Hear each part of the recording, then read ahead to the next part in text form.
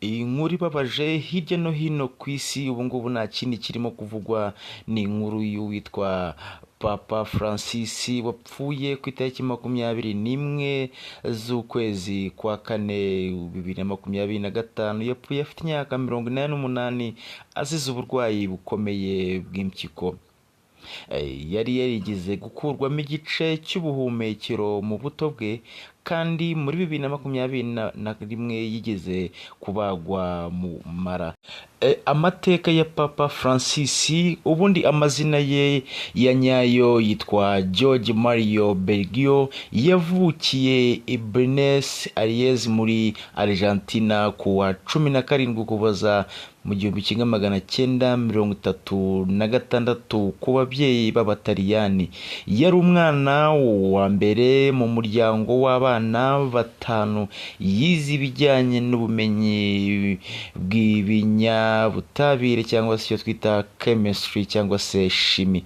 Mbere yo kwinjira mu muryango w'abayezuwiti cyangwa se Jesuit muri 1958, yahawe ubupadiri muri 1969 Ukuboza.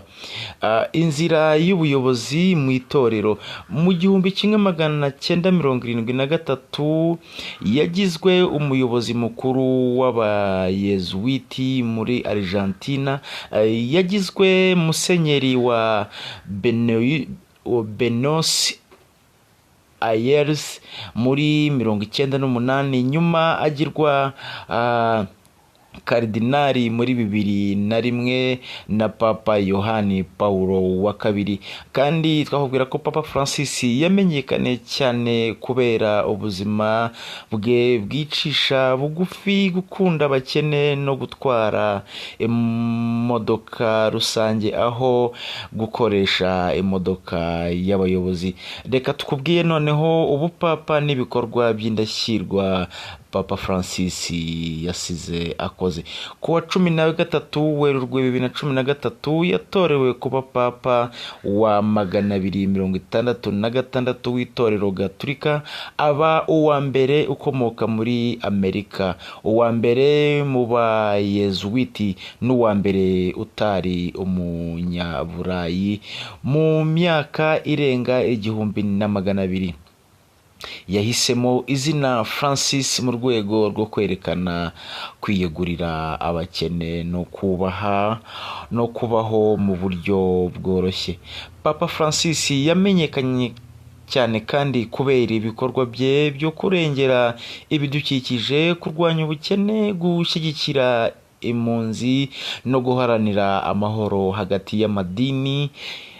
Yanditse inyandiko z'ingenzi nka Laudato Si ku bidukikije gusa na Fratelli Tutti ku bumwe bw'abantu. Yakoze impinduka mu miyoborere y'itorero, arwanya ihohoterwa rishingiye ku gitsina mu itorero. Kandi Papa Francis yagaragaje ubushake bwo kuganira ku bibazo byerekeye imibanire n'abaryamana bahuje ibitsina n'uruhare rw'abagore mu itorero.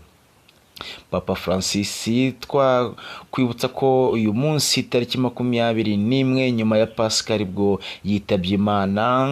Twakubwiye ko yazize uburwayi bukomeye bw'impyiko, kandi yapfuye afite imyaka 88. N'akababaro kenshi kandi ku bakristu ndetse n'abandi muri rusange ku isi hose. Ni inkuru y'akababaro, dukomeza kwihanganisha abo muryango we, twihanganisha buri muntu wese wemeraga Papa Francis nk'umusaza wiheshaga icyubahiro, ukunda abantu, ukunda agaciro, ukunda buri kimwe cyose. Reka tumubwire ngo RIP.